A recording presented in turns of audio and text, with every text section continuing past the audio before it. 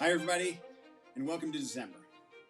So, for the past 8 to 12 months, there's been this big paradox brewing, the great paradox by which how could interest rates double and deal volume measurably contract and prices not fall? How is that possible? It's because of inventory.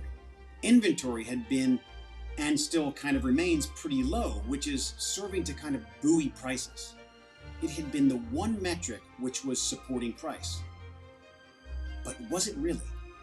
At first, it wasn't super evident. However, as deals have closed, we've learned the reality. Prices were ever slowly losing ground the whole time. Look at this chart from Urban Digs. In the end, this slow leak has amounted to a 9% year-over-year drop in price per square foot. So yes, inventory has slowed the leak. But the other market forces, high interest rates, eroding sentiment, which led to lower deal volume, those factors have actually outweighed the effect of low inventory and have translated to a downward pressure on prices. So if you're a seller, it's not great. And so unless you have a very special, unique property or you have to sell, I wouldn't be on the market today. It's just my opinion.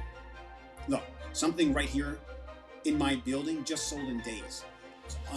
But it was very unique. It was very cool. It was listed on a Sunday, gone by Wednesday. So the market's viable, and it always is, but it's also very segmented. So as a seller, you need to know and have to figure out, what do you actually have? What segment of the marketplace do you actually fit into? And how and when to list and bring it to market and how to prepare it for market. But if you're a buyer, a real buyer, what are you waiting for? Prices have come down 9% per square foot. Think about that. After COVID, we were down about 9%. And the biggest factor, competition, is mild at best. So is it the interest rates that are actually holding you back? You can always refinance in the future when they come down, but think about it. If you wait and can't secure a property because of some bidding war or something to that effect, because of the competition, you may never even have a property to refinance. Not to mention, if you actually do secure one later when the competition's palpable, you'll have probably done so by paying top dollar and have had to beat somebody in some sort of competition. But hey, that's not stressful at all.